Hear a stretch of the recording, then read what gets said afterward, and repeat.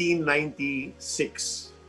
For the first time, Christine and I had a thorough medical checkup. I mean, nagpapa-blood test kami, nagpapa-x-ray, yung mga ganong klase lang. Pero yung thorough check-up talaga, head to foot, pati yung heart, pati lahat. Nag-stay in kami ng overnight sa hospital, ganun ka-thorough. And through that check-up, nakita nila na meron akong solid mass sa aking kidney, sa right kidney ko. And that concerned the doctors. They said, the urologist that talked to me first in St. Luke's said to me, Peter, 90% and above solid masses in the kidney are cancerous. So I said, okay. And it was like maybe almost a third of my kidney. So he said, I suggest you take more tests.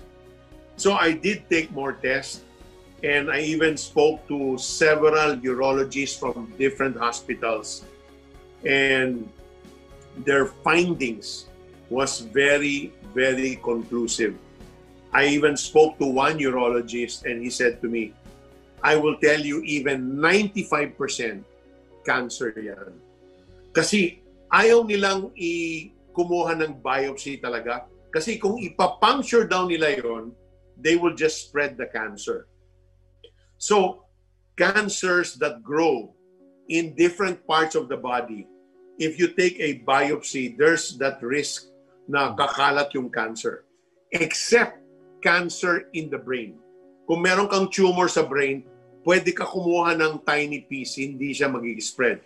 I learned that naman because of what happened to Sister Christine. So, ang sabi ng doktor sa akin, because your left kidney is healthy, I suggest let's totally remove your right kidney.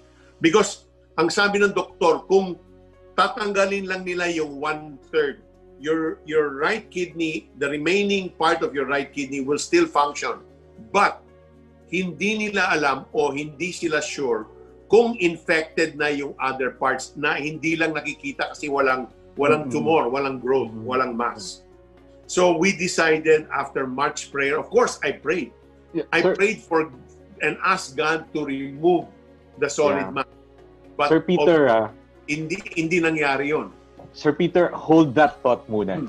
You Yeah. mentioned that this happened in 1996. And Yes. you know, for many of us, you are like a spiritual giant. We look up to you, we ask for prayers and all that. I want to know, how did you feel when that news came to you? Like anybody watching right now, nag-complain ako kay Lord.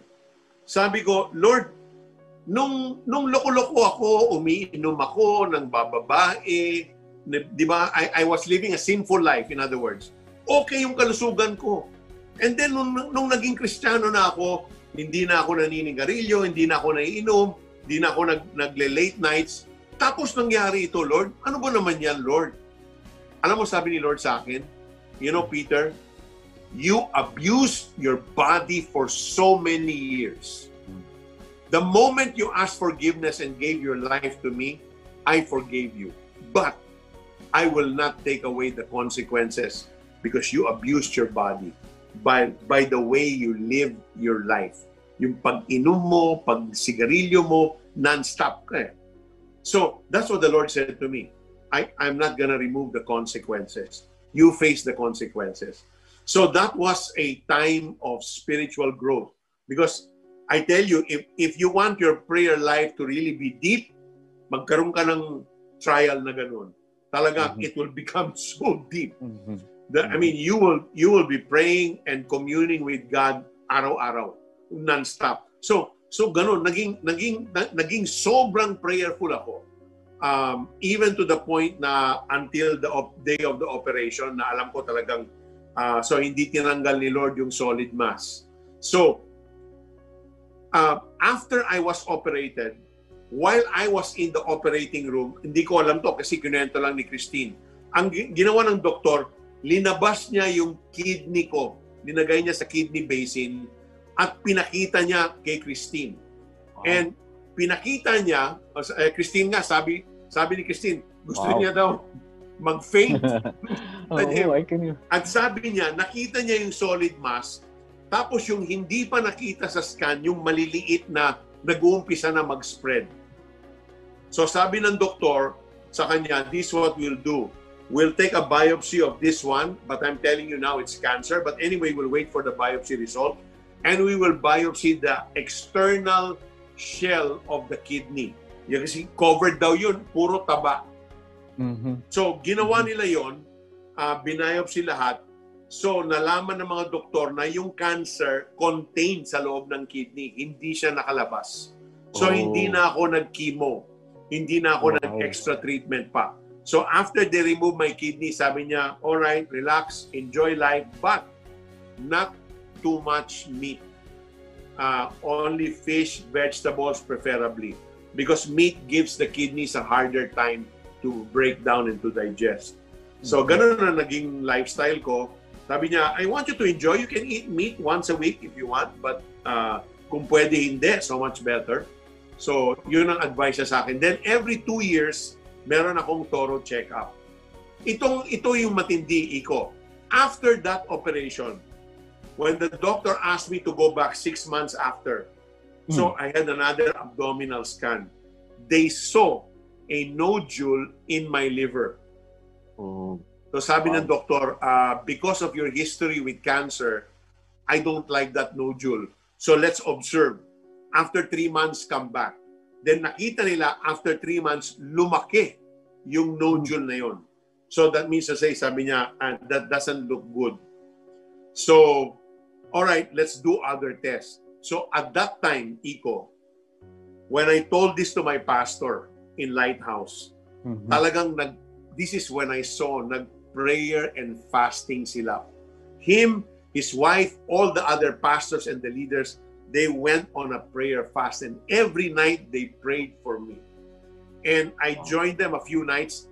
Talagang matindi talaga yung prayer na umiiyak sila. They're rolling on the floor, crying like babies, pleading with God.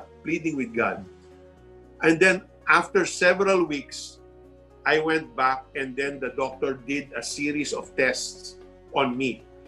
There was a dynamic CT scan where they put a dye contrast, so they will really measure how accurate na lumalaki yung nodule na yun. But after the prayer and fast, which was about 3 weeks, when I went back and did all those tests, so the day came when we went to see the oncologist na ito sa St. Luke's. Wow. Pagpasok ni Christine, nabigla nga ako. Ano mo sabi ni Christine? Doc, I'm not ready to be a widow. sabi ni Doc, no, nobody's asking you to be a widow. Doc, ayoko maging widow. So, after that, when he put the slides on dun sa ilaw ba, he said, Peter, Christine, go and have dinner and celebrate. Because I cannot find the nodule in your liver. Wow. It's gone. It's gone. Wow. It's gone. So dun sumagot talaga si Lord. Wow. And that's the miracle I received through prayer. So Wow. I'm a firm believer in prayer. Even if God did not answer me to remove the mass in my kidney, it doesn't mean to say hindi na siya Lord, hindi na siya God who is sovereign and sits above the circle of the earth. Hindi. God will always be God. He is sovereign. Wow.